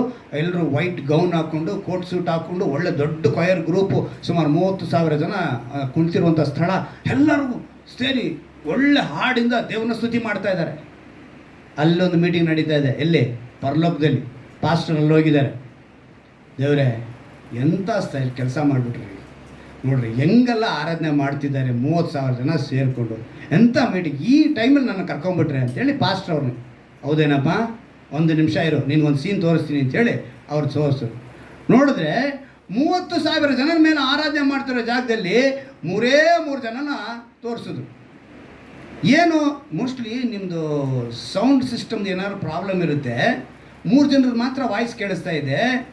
30,000 ಜನ ಅಲ್ಲಿ ಸ್ತುತಿ ಮಾಡ್ತಿದ್ದಾರೆ. ಏನು ನಿಮ್ದು ಏನೋ ಸ್ವಲ್ಪ ಇದೆಲ್ಲ ಚೆಕ್ ಮಾಡ್ಕೊಳ್ಳಿ ಅಂತ ಹೇಳಿದ್ರಂತೆ ದೇವ್ರ ಹತ್ರ. ಇವರು ಇಲ್ಲಪ್ಪ, ಸತ್ಯವೇದದಲ್ಲಿ ಒಂದು ಮಾತಿದೆ, ಆತ್ಮನನ್ನು ಆರಾಧಿಸೋರು ಸತ್ಯದಿಂದಲೂ ಆತ್ಮದಿಂದಲೂ ಆರಾಧಿಸಬೇಕು ಅಂತ ಇದೆ. ಅಲ್ಲಿ 30,000 ಜನ ಕೂಡಿದಾರಪ್ಪ. ಆದರೆ ಅವ್ರು ಯಾರು ಸತ್ಯದಿಂದ ಆತ್ಮದಿಂದ ಆರಾಧಿಸ್ತಿಲ್ಲ. 3 ಜನ ಆರಾಧಿಸ್ತಿದ್ದಾರೆ. ಯಾರು ಸತ್ಯದಿಂದ ಆರಾಧಿಸ್ತಾರೋ ಅವರ ಶಬ್ದ ಮಾತ್ರ ಪರಲೋಕಕ್ಕೆ ಬರುತ್ತೆ ಅಂತ ವಾಕ್ಯ ಇದೆ. ಅದೇ ಇಲ್ಲಿ ನೆರವೇರಿಸ್ತಾರೆ. ಆಗ ಇವರು ಗೊತ್ತಾಯ್ತಂತ ಪಾಸ್ಟರ್ಗೆ, ಇಷ್ಟು ಜನ ಸ್ತುತಿಸ್ತಾ ಇದ್ರು ಕೂಡ ಯಾರು ಸತ್ಯದಲ್ಲಿ ಇಲ್ಲ, ಆತ್ಮದಲ್ಲಿ ಇಲ್ಲ, ಪೂರ್ಣ ಮನಸ್ಸಿಲ್ಲ. ನಾನು ಅದಕ್ಕೆ ಆವಾಗಲೂ ಹೇಳಿದೆ, ಯಾವಾಗಲೂ ಮನಸ್ಸನ್ನು, ಅದಕ್ಕೆ ದೇವರು ಹೇಳ್ಕೊಟ್ಟಿದ್ದು ದಾವೀದನ ಮೂಲಕ 103ನೇ ಕೀರ್ತಿ ಏನು ಹೇಳಿ, ನನ್ನ ಮನೆವೇ ಯೆಹೋವನನ್ನ, ನನ್ನ ಸರ್ವೇಂದಿಗಳೇ ಆತನ ಪವಿತ್ರ ನಾಮವನ್ನ ಕೀರ್ತಿಸಿರಿ. ನನ್ನ ಮನೆವೇ ಯೆಹೋವನನ್ನ ಕೊಂಡಾಡು, ಆತನ ಉಪಕಾರಗಳಲ್ಲಿ ಒಂದನ್ನು. ಇದು ಮನಸ್ಸು ತಿಳ್ಕೊಂಡ್ರೆ ನಾವು ದೇವರ ಹತ್ರ, ದೇವರು ಅದಕ್ಕೆ ಇವತ್ತು ನಮ್ಮನ್ನು ಪ್ರಶ್ನೆ ಮಾಡಲ್ಲ, ಇನ್ನೇನು ಮಾಡಬೇಕಿತ್ತು ಅಂತೇಳಿ ಅವರು ಕೇಳ್ತಾನೇ ಇರಲಿಲ್ಲ. ಅದಕ್ಕೆ ದೇವರು ಎಚ್ಚರಿಕೆ ಮಾಡಿ ನಮ್ಗೆ ಹೇಳ್ತಿದ್ದಾರೆ, ನಾವು ಸತ್ಯದಿಂದ ಆತ್ಮದಿಂದ ದೇವರನ್ನ ಮೊದಲು ದೇವರ ರಾಜ್ಯವನ್ನು ಹುಡುಕು ಅಂತ ಹೇಳಿದ್ರು, ಆಮೇಲೆ ಇವೆಲ್ಲ ಸೇರಿಸ್ಕೊಡ್ತೀನಿ ಅಂತ ಹೇಳು. ಆ ಪದದಲ್ಲಿ ನಾವು ಅರ್ಥ ಮಾಡ್ಕೋಬೇಕು, ದೇವರು ಮೊದಲನೇದಾಗಿ ಸ್ಥಾನ ಕೊಟ್ಟಿದ್ದು ರಾಜ್ಯಕ್ಕೆ, ಪರಲೋಕ ರಾಜ್ಯಕ್ಕೆ.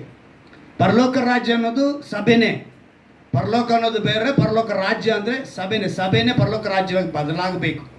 ಆ ಪರಲೋಕ ರಾಜ್ಯವಾಗಿ ಮಾರ್ಪಡಬೇಕು ಅಂದರೆ ಈ ತಿಂಗಳು ವಾಗ್ದಾನ ನಮ್ಗೇನಂತ ಹೇಳಿದರೆ ಅದನ್ನು ನೆನೆಸ್ಕೊಳ್ಬೇಕು. ಅದನ್ನು ನೆನೆಸ್ಕೊಂಡವರಾಗಿ ನಾವು ಹೋಗಬೇಕು. ಡಾಕ್ಟ್ರು ಆಪ್ರೇಷನ್ ಮಾಡಿ ಕೆಲವು ಸಮಯದಲ್ಲಿ ನೋಡ್ತೀನಿ, ನ್ಯೂಸ್ ಪೇಪರಲ್ಲಿ ನೋಡಿದ್ದೀನಿ, ಹೊಟ್ಟೆ ಒಳಗಡೆ ಸಿಸರನ್ನು ಮರೆತು ಬಿಡ್ತಾರೆ ಅಲ್ವಾ. ಕೆಲವರು ಗ್ಲೌಸೇ ಮರೆತೋಗಿದ್ದಾರೆ, ಕೆಲವರು ಗಾಡಿ ಕೀ ಮರೆತೋಗಿದ್ದಾರೆ, ಕೆಲವರು ವಾಚ್ಗಳು ಮರೆತೋಗಿದ್ದಾರೆ. ಇವೆಲ್ಲ ನಾವು ಪೇಪರಲ್ಲಿ ನೋಡ್ತೀವಿ. ಡಾಕ್ಟ್ರುಗಳು ಆಪ್ರೇಷನ್ ಮಾಡಿದಾಗ ಇದನ್ನೆಲ್ಲ ಮಾಡ್ತಾರೆ. ಆದರೆ ನೀನು ನಾನು ಆರಾಧಿಸೋ ದೇವರು ಯಾವತ್ತೂ ಮರೆಯಲ್ಲ. ಹಲ್ಲೆಲೂಯಾ. ಮರೆಯುವಂಥ ದೇವರೇ ಅಲ್ಲ. ಆದರೆ ನೀನು ಮಾತ್ರ ಹೊಲಸಣ್ಣನ್ನು ಬಿಡ್ತಾ ಇದೆಯಾ. ಆ 27ನೇ ಅಧ್ಯಾಯನ ನೆನೆಸ್ಕೊಳ್ಳಿ. ದೇವ್ರ ತಾನು ನೀರು ಹುಯ್ತಾ ಇದ್ದಾರೆ, ಕ್ಷಣ ಕ್ಷಣ ನೀರು ಹುಯ್ತಾ ಇದ್ದಾರೆ, ಅವ್ರು ಕಾಯ್ತಾ ಇದ್ದಾರೆ. ಆದರೆ ನೀನು ನಾನು ಏನು ಮಾಡ್ತಾ ಇದ್ದೀವಿ, ಅವ್ರನ್ನ ಅಸಡ್ಡೆ ಮಾಡ್ತಾ ಇದ್ದೀವಿ. ಅಸಡ್ಡೆ ಮಾಡುವುದು ದೇವರಿಗೆ ಪ್ರಿಯವೇ ಅಲ್ಲ. ಒಂದು ವಾಕ್ಯ ಇದೆ ನೋಡಿ, ಆದಿಕಾಂಡದಲ್ಲಿ 2ನೇ ಅಧ್ಯಾಯದಲ್ಲಿ 15ನೇ ವಾಕ್ಯದಲ್ಲಿ ಸೈತಾನ ಬಂದು ಒಂದು ಮಾತನ್ನು ಹೇಳ್ತಾನೆ, ಇದು ನಿಜವೋ ಅಂತ ಕೇಳ್ತಾನೆ. ಏನು ಕೇಳ್ತಾನೆ? ಇದು ನಿಜವೋ ಅಂದರೆ, ಈ ನಿಜವೋ ಅಂತ ಹೇಳಿದ ತಕ್ಷಣ ಒಂದು ಕ್ವಶನ್ ಮಾರ್ಕ್ ಬೀಳುತ್ತೆ. ಆ ಕ್ವಶನ್ ಮಾರ್ಕ್ ಏನು ಅಂತ ಹೇಳಿದ್ರೆ ಅದು ಹಾವಿನ ಥರನೇ ಇರುತ್ತೆ, ಎಡೆ ಎತ್ಕೊಂಡಂಗೆ ಅಲ್ವಾ ಕ್ವಶನ್ ಮಾರ್ಕು. ಅದು ಅರ್ಥನೇ ನಮ್ಮ ಹತ್ರ ಸೈತಾನ ಏನಾರು ಒಂದು ಕುತಂತ್ರ. ಏದೇನು ತೋಟವನ್ನು ಮಾಡಿ ಆದಾಮನಿಗೆ ದೇವ್ರು ಹೇಳಿದ್ದು ಕಾಯಬೇಕು ಅಂತ. ಆ ವಾಕ್ಯ ನೋಡಿ, 2ನೇ ಅಧ್ಯಾಯ 15ನೇ ವಾಕ್ಯ. ಹಾಂ ಹಾಂ, ಏನಂತೆ?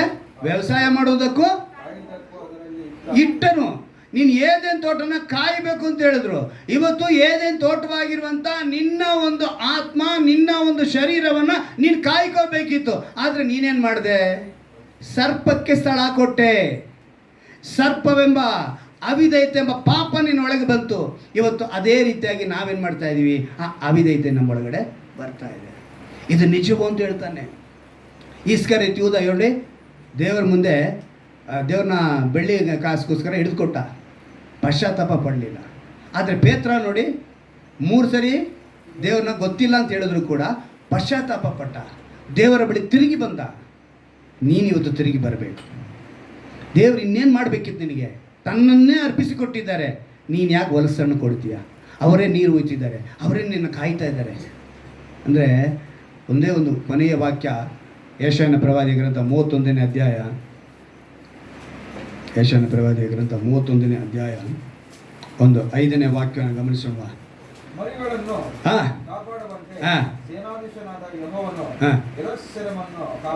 ಆಮೇನ್, ಹಲ್ಲೆಲೂಯಾ. ಮರಿಗಳನ್ನ ಕಾಪಾಡುವಂತೆ. ಎಷ್ಟು ಜನಕ್ಕೆ ಇದ್ರ ಗೊತ್ತಿದೆಯಲ್ಲೋ, ಅಕ್ಕಿ ಗೂಡು ಕಟ್ಟಬೇಕಿದ್ರೆ ಕೆಳಗಡೆ ಎಲ್ಲ ಕಡ್ಡಿನಿಟ್ಟು ಮುಳ್ಳಿಟ್ಟು ಅದ್ರ ಮೇಲೆ ಮೆತ್ತಗೆ ಹಾಸಿಗೆ ಥರ ಮಾಡಿ ಆಮೇಲೆ ಮೊಟ್ಟೆ ಇಡುತ್ತೆ. ಮೊಟ್ಟೆ ಇಟ್ಟು ಮರಿ ಮಾಡುತ್ತೆ. ಮರಿ ಆದಮೇಲೆ ಅದಕ್ಕೆ ಸ್ವಲ್ಪ ರಕ್ಕೆ ಪುಕ್ಕ ಬೆಳೆದಿದ ತಕ್ಷಣ ಪೂರ್ತಿಯಾಗಿ ಮೆತ್ತಗೆ ಆ ಇರುವಂಥ ಹಾಸಿಗೆನ ಎಳೆದು ಬಿಸಾಕುತ್ತೆ. ಆವಾಗ ಮುಳ್ಳು ಚುಚ್ಚಲ್ಪಡುತ್ತೆ. ಆಗ ಮರಿಗಳು ಅಂದ್ಕೊಳ್ಳುತ್ತಂತೆ, ಓಹೋ ನಮ್ಮನ್ನು ಏನೋ ಚುಚ್ತಾ ಇದೆ, ಇದು ನಮ್ಮ ಸೇಫ್ಟಿ ಪ್ಲೇಸ್ ಅಲ್ಲ, ಸೊ ನಾವು ಇಲ್ಲಿಂದ ಹೋಗಬೇಕು. ಆವಾಗ ಹೋಗಬೇಕು ಅಂದಿದ ತಕ್ಷಣ ಅದು ಆಚೆ ಹೊರಗೆ ಬರುತ್ತವಂತೆ. ಆಚೆ ಬಂದು ಧುಮುಕ್ತವೆ. ಆಗ ಅದು ಧುಮುಕಿದ ತಕ್ಷಣ ಹಾರೋರ್ಗೆ ಗೊತ್ತಿರಲ್ಲ, ಅವಾಗ ಕೆಳಗಡೆ ಬಿದ್ದಂಗೆ ಹೋಗುತ್ತಂತೆ. ತಾಯಿ ಏನು ಮಾಡುತ್ತೆ? ಮರಿನ ಹೋಗಿ ತನ್ನ ರೆಕ್ಕೆಯಲ್ಲಿ ಹೊತ್ಕೊಂಡು ಮತ್ತೆ ಮೇಲೆ ತಗೊಂಡೋಗಿ ಮತ್ತೆ ಬಿಡುತ್ತೆ. ಕಾರಣ ಏನು? ಅದು ಹಾರೋದನ್ನು ಕಲಿಬೇಕು. ಇವತ್ತು ನಿನ್ನನ್ನು ನನ್ನನ್ನು ದೇವರು ಹಂಗೇನೆ, ನೀನು ಶ್ರಮೆಗಳಿಂದ ಶೋಧನೆಗಳಿಂದ ನೀನು ಏನಾಗಬೇಕು? ಸರಿ ಹೊಂದಬೇಕು. ಆ ಶ್ರಮೆ ಬಂದಿದ ತಕ್ಷಣ ದೇವ್ರು ನನ್ನ ಮರ್ತಿದ್ದಾನೆ, ದೇವ್ರು ನನ್ನ ಕೈ ಬಿಟ್ಟಿದ್ದಾನೆ ಅಂತ ಹೇಳ್ತಾ ಇದ್ರೆ ಇನ್ನೇನು ಮಾಡಬೇಕಿತ್ತು ದೇವ್ರು ನಿನಗೆ? ಇದಕ್ಕಿಂತ ಪ್ರಾಣ ತ್ಯಾಗಕ್ಕಿಂತ ಬೇರೆ ನೀನು ಮಾಡಬೇಕಿತ್ತು. ಆದರೆ ನೀರು ಹೋಯ್ತಾ ಇರುವಂಥ ದೇವರನ್ನು, ನಿನ್ನನ್ನು ಕಾಯ್ತಿರುವಂಥ ದೇವರನ್ನು ನೀನು ಹೊಲಸನ್ನು ಕೊಟ್ಟು ಏನು ಮಾಡ್ತಾ ಇದೆಯಾ? ದುಃಖ ಪಡಿಸ್ತಾ ಇದೆಯಾ? ತಿರುಗಿ ಬಾ. ನಾವೆಲ್ಲ ಚೆನ್ನಾಗಿ ಹೇಳುವಂಥ ಕೀರ್ತನೆ 171ನೇ ಕೀರ್ತನೆ. ನಾನು ಕಣ್ಣೆತ್ತಿ ಕರಗಳನ್ನು ನೋಡುವೆನು, ಭೂಮಿ ಆಕಾಶ ಉಂಟು ಮಾಡಿದ ಯೆಹೋವನಿಂದಲೇ ನನ್ನ ಸಹಾಯ ಬರುವುದು. ಇಸ್ರಾಯೇಲಿನ ದೇವರು ತೂಕಡಿಸಿಲ್ಲ, ನಿದ್ರಿಸುವುದಿಲ್ಲ ಅಲ್ವಾ? ಅದರಲ್ಲಿ 4 ಸಲ ಕಾಯುವನು ಅಂತ ಬರೆಯಲ್ಪಟ್ಟಿದೆ 171ನೇ ಕೀರ್ತನೆಯಲ್ಲಿ. ನಿನ್ನನ್ನು ಕಾಯುವುದೇ ಅವರ ಕೆಲಸ, ನಿನ್ನ ರಕ್ಷಿಸುವುದೇ ಅವರ ಕೆಲಸ. ಅವ್ರು ನಿನಗೋಸ್ಕರ ಬದುಕಿದ್ದಾರೆ. ಆದರೆ ನೀನು ಹೊಲಸಣ್ಣನ್ನು ಕೊಡಬೇಡ. ಇವತ್ತು ತಿರುಗು, ದೇವರ ಕಡೆ ತಿರುಗು. ನಾವು ಮೊಣಕಲ್ಲಾಕಿ ಪ್ರಾರ್ಥನೆ ಮಾಡೋಣ. ದೇವರೇ, ಈ ಅನುಭವದೊಳಗೆ ನನ್ನ ನಡೆಸು. ನೀನು ಏನು ಮಾಡಬೇಕಾಗಿತ್ತು ಅದನ್ನು ಮಾಡಿದ್ಯಾ, ಅದು ನಾನು ಮರೆತುಬಿಟ್ಟೆಪ್ಪ. ನಾನು ಮರೆತವನಾಗಿದ್ದೇನೆ, ಆದರೆ ನೀನು ನನ್ನನ್ನು ಮರೆಯಲಿಲ್ಲ. ನಿನ್ನ ವಾಗ್ದಾನವನ್ನು ನಾನು ನೆನೆಸಿಕೊಳ್ಳುತ್ತೇನೆಪ್ಪ. ನಿನ್ನ ವಾಗ್ದಾನದಂತೆ ನನ್ನ ನಡೆಸು, ನಿನ್ನ ವಾಗ್ದಾನದಂತೆ ನನ್ನ ಬಲಪಡಿಸುವುದು ಒಪ್ಪಿಸಿಕೊಡ್ತೀಯ. ಪ್ರೀತಿಯ ದೇವ ಮಗುವೆ, ಈ ದಿನ ನೀನು ಕೇಳಬೇಕು ಅವರ ಬಳಿ. ಅವತ್ತು ಯೆರೂಸಲೇಮು ಸಿಹಿನಗರಿಯು ನನ್ನನ್ನು ಮರೆತು ಅಂತ ಹೇಳಿದ್ರು ಕೂಡ, ನಾನಾದರೂ ನಿನ್ನನ್ನು ಮರೆಯೇ. ಹೆತ್ತ ತಾಯಿ ತನ್ನ ಮಲೆಕುಸ್ತನ್ನು ಮರೆತಾಳು, ನಾನಾದರೂ ನಿನ್ನನ್ನು ಮರೆಯೇ ಅಂತ ಹೇಳಿದ್ಯಪ್ಪ. ಈಗೋ ನನ್ನ ಅಂಗೈಯಲ್ಲಿ ಚಿತ್ರಿಸಿದ್ದೇನೆ, ಈಗೋ ನನ್ನ ಅಂಗೈಯಲ್ಲಿ ಚಿತ್ರಿಸಿದ್ದೇನೆ. ನನ್ನ ಎದುರಿನಲ್ಲಿ ನನ್ನ ಪೌಳಿಗೋಡು ಸದಾ ಇದೆ ಅಂತ ಹೇಳಿದ್ದೆ. ಇವತ್ತು ನಾವು ಅದನ್ನು ಅರಿತು, ಕರ್ತನೇ, ನಾವು ನಿನ್ನೊಳಗೆ ವಾಸ ಮಾಡುವರಾಗಿ, ನಾವು ಹೊಲಸನ್ನು ಕೊಡುವರಾಗಿರಬಾರ್ದಪ್ಪ, ಒಳ್ಳೆಯ ಹಣ್ಣನ್ನು ಕೊಡುವರಾಗಿರಬೇಕು. ಒಳ್ಳೆಯ ಹಣ್ಣು ನಮ್ಮಲ್ಲಿ ಬರುವಂತೆ, ಆತ್ಮಿಕ ಫಲಗಳು ಬರುವಂತೆ ನಾವು ಅಂದು ಪೇತ್ರನು ಯಾವ ರೀತಿಯಾಗಿ ಪಶ್ಚಾತ್ತಾಪ ಪಟ್ಟು ಮನ ಮರುಗಿ ಮನ ತಿರುಗಿ ಮಾನಸಾಂತರ ಹೊಂದಿ ನಿನ್ನ ಬಳಿ ಬಂದನು, ನಾವು ಆ ರೀತಿಯ ಬರುವುದಕ್ಕೆ ಮಾಡು. ನೀ ನಮಗೋಸ್ಕರ ಮಾಡಿದ್ದನ್ನು ನೆನೆಸಿಕೊಳ್ಳುತ್ತಿದ್ದೇವೆ. ನಮಗೋಸ್ಕರ ಕರ್ತನೆ ನೀನು 6 ಗಂಟೆಗಳ ಕಾಲ ಶ್ರಮ ಪಟ್ಟಿದ್ದು ನೆನೆಸಿಕೊಳ್ಳುತ್ತಿದ್ದೇವೆ. ಮುಳ್ಳಿನ ಕಿರೀಟವನ್ನು ಧರಿಸಿಕೊಳ್ಳುವುದನ್ನು ನೆನೆಸಿಕೊಳ್ಳುತ್ತೇವೆ. 39 ಚಾಟೆಯನ್ನು ಹೊಡೆಸಿಕೊಂಡಿದ್ದು ನೆನೆಸಿಕೊಳ್ಳುತ್ತಿದ್ದೇವೆ. ಬಚ್ಚಿದ ತಿವಿದನ್ನು ನೆನೆಸಿಕೊಳ್ಳುತ್ತಿದ್ದೇವೆ. ನಮಗೋಸ್ಕರ ಪ್ರಾಣ ತ್ಯಾಗ ಮಾಡಿ ನೆನೆಸಿಕೊಳ್ಳುತ್ತಿದ್ದೇವಪ್ಪ. ಇದಕ್ಕಿಂತ ಬೇರೇನು ಬೇಕಾಗಿಲ್ಲ ಕರ್ತನೆ. ಇನ್ನು ಮುಂದೆ ನಾವು ಕರ್ತನೆ ಈ ವಾಕ್ಯಕ್ಕೆ ನಮ್ಮನ್ನು ಒಪ್ಪಿಸಿಕೊಡುತ್ತೇವೆ ಅಂತೇಳಿ ಯಾರ್ಯಾರು ವಾಕ್ಯಕ್ಕೆ ಒಪ್ಪಿಸಿಕೊಡುತ್ತಿದ್ದಾರೋ ಅವರೆಲ್ಲರಿಗೂ ಕರ್ತನೆ ಈ ವಾಕ್ಯದ ಆಶೀರ್ವಾದ ಯೇಸುವಿನ ನಾಮದಲ್ಲಿ ಉಂಟಾಗಲಿದ್ದನ್ನು ಪ್ರಾರ್ಥಿಸಿ. ಸಾಲದ ಬಾಧೆಯಿಂದ ಅವರಿಗೆ ಒಂದು ಬಿಡುಗಡೆ ಕೊಡು. ಕುಟುಂಬದಲ್ಲಿ ಶಾಂತಿ ಸಮಾಧಾನ, ಗಂಡ ಹೆಂಡತಿಯಲ್ಲಿ ಅನ್ಯೋನ್ಯತೆ, ಪ್ರೀತಿ, ಬಾಂಧವ್ಯ, ಇದನ್ನ ಕರ್ತನೆ ಸ್ವತಂತ್ರವಾಗಿ ಕರ್ತನೆ ಯೇಸುವೆ ಅನೇಕ ವಿಷಯಗಳಲ್ಲಿ ಕರ್ತನೆ ಒಬ್ಬರಿಗೊಬ್ಬರ ಅವಿಧೇಯತೆಯಿಂದ ಇವರು ಬೇರ್ಪಡಿಸುವುದಕ್ಕೆ ಸ್ವತಂತ್ರ ಮಾಡುವ ಎಲ್ಲ ಸೈತಾನನ ತಂತ್ರೋಪಾಯಗಳನ್ನು ಯೇಸುವಿನ ನಾಮದಲ್ಲಿ ನಾನು ಕಟ್ಟಿ ಸುಟ್ಟಾಕುತ್ತೇನೆ. ಇದೇ ಪರಿಸ್ಥಿತಿಯಲ್ಲಿ ಯಾರೇ ಇದ್ದರೂ ಕೂಡ ಕರ್ತನೆ ಅವ್ರು ಯಾವ ಸಮಯದಲ್ಲಿ ಕೂಡ ವಾಕ್ಯ ಕೇಳಿದರೂ ಕೂಡ ಒಂದು ಬಿಡುಗಡೆ ಉಂಟಾಗಲಿ ಕರ್ತನೆ. ಯಾಕಂದರೆ ನೀನು ಮರೆಯುವ ದೇವರಲ್ಲ, ನೀನು ಕೈ ಬಿಡುವ ದೇವರಲ್ಲ. ಅರಿತವರಾಗಿ ಬದುಕುವಂತೆ ಕೃಪೆ ಮಾಡು. ಬಲಹೀನತೆಗಳಿಂದ ಬಿಡುಗಡೆ ಕೊಡು, ಸ್ವಸ್ಥತೆ ಕೊಡು. ರೋಗವನ್ನು ತಂದು ನಿನ್ನಿಂದ ದೂರ ಮಾಡೋದಕ್ಕೆ ಎಲ್ಲ ಪ್ರಯತ್ನಗಳನ್ನು ಸೈತಾನು ಮಾಡುತ್ತಾನೆ. ಆದ್ರೆ ಸೈತಾನು ನಮ್ಮ ಕಾಲ ಕೆಳಗೆ ಅಪ್ಪ. ಅವನು ತಿಳಿದು ನಾವು ಜಯವನ್ನು ಹೊಂದಿಕೊಳ್ಳುವಂತೆ ಕೃಪೆ ಮಾಡು. ನಿನ್ನ ಮೇಲೆ ನಾವು ಭರವಸೆ ಬಿಡುವಂತೆ ಕೃಪೆ ಮಾಡಿಕೊಡು. ನಿನ್ನಲ್ಲಿ ನಂಬಿಕೆ ಇಡುವಂತೆ ಕೃಪೆ ಮಾಡಿಕೊಡು. ಯೆಸಯ್ಯ, ಯಾರ್ಯಾರು ನಿನ್ನ ಮೇಲೆ ನಂಬಿಕೆ ಇಟ್ಟಿದ್ದಾರೋ ಅವರೆಲ್ಲರನ್ನು ಬಲಪಡಿಸಿ ಒಂದು ಸ್ವಸ್ಥತೆ, ಒಂದು ಬಿಡುಗಡೆ. ಯೇಸುವೇ, ಅವರ ಬದುಕಿನಲ್ಲಿ ಏನೇ ಕೊರತೆ ಇದ್ದರೂ ಕೂಡ ಆ ಕೊರತೆಗಳನ್ನು ತೆಗೆದಾಕು, ರಕ್ಷಿಸು, ಆಶೀರ್ವದಿಸು. ನಮ್ಮ ರಕ್ಷಕನು ವಿಮೋಚಕನಾಗಿರುವ ಯೇಸು ಕ್ರಿಸ್ತನ ನಾಮದಲ್ಲಿ ಪ್ರಾರ್ಥಿಸಿ ಬೇಡುವಂತೆ ನನ್ನ ಜೀವನ ತಂದೆಯೇ.